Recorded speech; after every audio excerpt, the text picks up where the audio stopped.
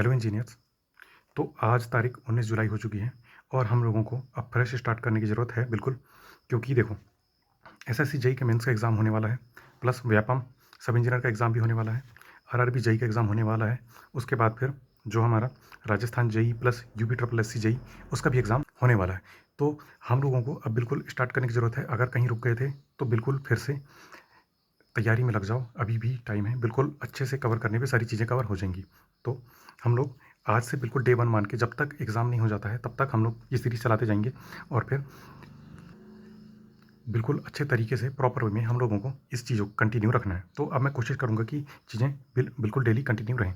तो आज हमारा डे 1 है। आज हम लोगों के टास्क में क्या रहेंगे कि देखो हम लोग टारगेट कर रहे हैं एसएससी जेई मेंस के एग्ज़ाम को, प्लस व्यापम सब इंजीनियर के एग्ज़ाम को और आरआरबी जेई के एग्ज़ाम को। तो आरआरबी और व्यापम में क्या है, नॉन टेक भी आता है और बाकी एसएससी में तो ओनली टेक्निकल आना है। तो नॉन टेक का जो है हमारा पोर्शन, तो नॉन टेक के पोर्शन को हम लोगों को अच्छे से डील करना पड़ेगा, जिसमें सब इंजीनियर का जो एग्ज़ाम है और आरआरबी जेई का एग्ज़ाम है, जो पुराना सिलेबस के हिसाब से। वैसे तो सुनने को मिला था कि इसका सिलेबस चेंज होने वाला है, लेकिन अगर सिलेबस चेंज नहीं होता है तो इसमें साइंस जो है वो आने के 100% चांस हैं। तो इसलिए हम लोग साइंस से ही शुरुआत करेंगे।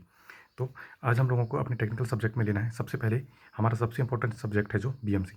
बीएमसी 100% इसमें बहुत ज़्यादा क्वेश्चन आते हैं और बहुत अच्छे लेवल के क्वेश्चन आते हैं। तो बीएमसी में कंक्रीट टेक्नोलॉजी हम लोग को ले लेना है। उसके बाद इरिगेशन, और ये मैंने 2 टास्क रखने की कोशिश करी थी, लेकिन आज फर्स्ट डे है तो इतना ज़्यादा टास्क हम लोग नहीं लेंगे। तो कोशिश करेंगे कि पहले ये कंप्लीट कर लें, बाकी ये छूट जाए तो कोई दिक्कत की बात नहीं है। लेकिन कोशिश आज हम लोगों की केवल बीएमसी कंप्लीट करने की रहेगी। कंक्रीट टेक्नोलॉजी काफ़ी बड़ा चैप्टर है, कंप्लीट करने में काफ़ी ज़्यादा टाइम लग जाएगा, लेकिन ध्यान रहे बिल्कुल अच्छे से और प्रॉपर तरीके से हम लोग करेंगे तो 100% कंप्लीट हो जाएगा।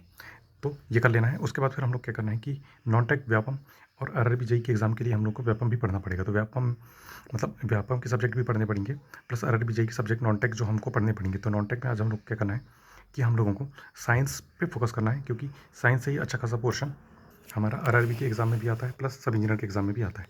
तो नॉन टेक में अगर देखा जाए तो हम लोग को क्या करना है कि साइंस में बायो, फिजिक्स और केमिस्ट्री, ये 3 चीज़ों से हम लोग का साइंस है। तो आज हम लोगों को सेल पढ़ लेना है, मोशन पढ़ लेना है, plus not and non metals, ये चीज़ें हम लोग को कवर कर लेनी है। ये कहाँ से कवर करनी है, हम लोगों को लूसेंट,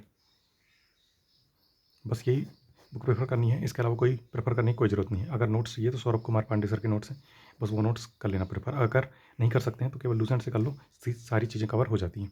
उसके बाद फिर जैसे ही हम लोग कंक्रीट टेक्नोलॉजी पढ़ लेंगे, उसके बाद फिर हम लोग क्या करना है, ईएस के वन लाइनर हम लोग को कर लेने हैं, प्लस स्टेटमेंट बेस्ड जो क्वेश्चन है वो भी हम लोग को कर लेने हैं, क्योंकि वो क्वेश्चन आते हैं। उसके बाद या तो यूथ ए की बुक या तो यूथ जेई की बुक, दो में से कोई भी बुक हम लोग प्रेफर कर सकते हैं। ए की बुक हो तो भी ठीक है, जे की बुक हो तो भी ठीक है। ये मैंने 10 क्वेश्चन पर चैप्टर लिख दिए थे, लेकिन आज हम लोग एक ही चैप्टर पढ़ रहे हैं, इसलिए ये क्वेश्चन हम लोग को 50 क्वेश्चन लगा लेने हैं। या तो ए की बुक से लगा लेने हैं या तो जे की बुक से लगा लेने हैं। दोनों में से कोई सी बुक से लगा लेंगे तो चीज़ें कवर हो जाएंगी। उसके बाद फिर आज हम लोग को ये टास्क कंप्लीट करने की कोशिश करनी है। देखो आज फर्स्ट डे है, इसलिए मैंने बहुत ही कम टास्क लिया है, ताकि चीज़ें आसानी से कवर हो जाए, एक रिदम बन जाए। क्योंकि एकदम से अगर हम लोग 10-12 घंटे की पढ़ाई करने की कोशिश करेंगे तो कुछ भी चीज़ कवर नहीं हो पाएगा, प्लस डिमोटिवेशन अलग से हो जाएगा। तो इसलिए क्या है, मोटिवेशन बनाने के लिए जो ये ग्राफ है हम लोग को धीरे धीरे इस तरीके से बढ़ाना है। अगर हम लोग एकदम से डायरेक्ट यहाँ पे जाएंगे तो हम लोग गिर भी जाएंगे तुरंत, दूसरे दिन से हमारा मन नहीं करेगा पढ़ाई करने का। इसलिए क्या है, बिल्कुल आराम से चीज़ें पढ़ती जानी है। उसके बाद एक प्रॉपर सेट हो जाएगा, तो उसके बाद फिर हम लोग इफेक्टिवली 8 से 10 घंटे आराम से उस चीज़ का एवरेज निकाल लेंगे। लेकिन अभी क्या है कि अभी बिल्कुल छोटी-छोटी चीज़ों से ही शुरुआत करनी है, ताकि आसानी से चीज़ें बिल्कुल कवर हो जाएँ। उसके बाद फिर जैसे ही ये टास्क हो जाते हैं, उसके बाद अगर टाइम बचता है तो कोई दिक्कत की बात नहीं है। कल हम लोग फिर से एक नई एनर्जी के साथ में बढ़ेंगे, लेकिन कोशिश करना है कि आज हम लोग को ये टास्क कंप्लीट कर लेना है। तो अब आ जाते हैं अपन अपनी क्वेरीज़ के ऊपर, जो बहुत सारी क्वेरीज़ ड्यू हैं।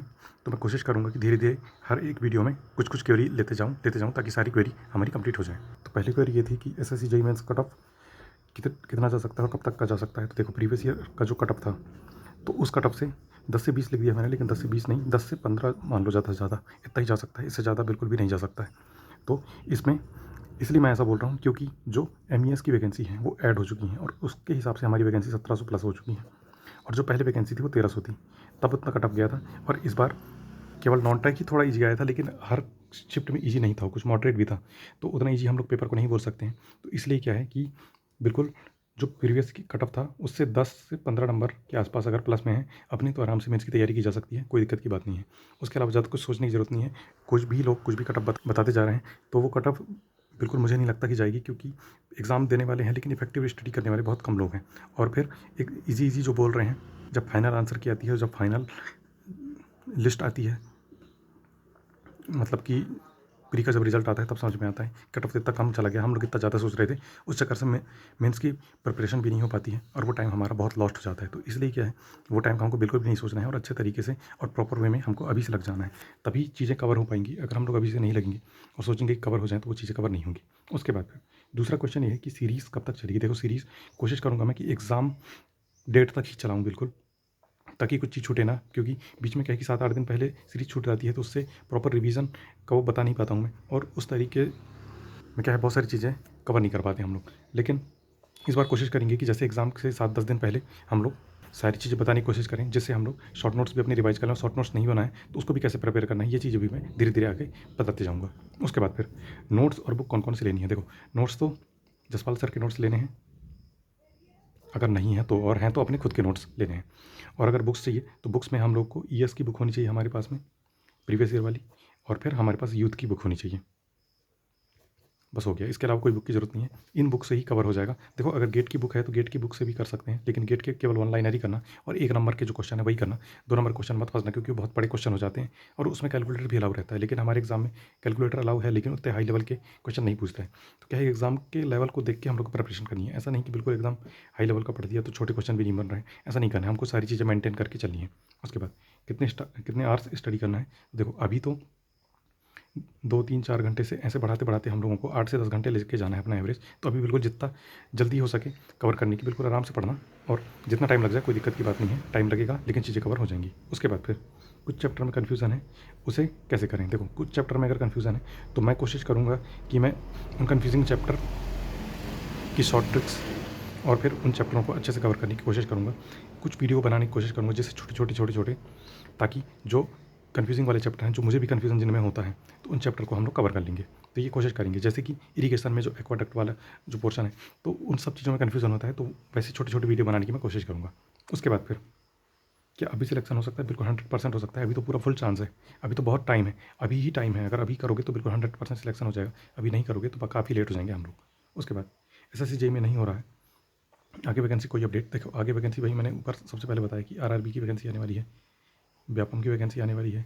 उसके बाद फिर यूपी ट्रिपल एससी, उसके बाद फिर हमारा जो राजस्थान जेईई है वो एग्ज़ाम आने वाले। तो एग्ज़ामों की कमी नहीं है, बिल्कुल हमारी तैयारी बस अच्छी होनी चाहिए। देखो वैकेंसी आ जाएगी, लेकिन क्या तैयारी है, प्रॉपर तैयारी है। कोई भी एग्ज़ाम में अगर सिलेक्शन लेना है 70 से 80% टेक्निकल में नंबर ले, 100% सिलेक्शन हो जाएगा। लेकिन क्या इस लेवल की तैयारी है हमारी?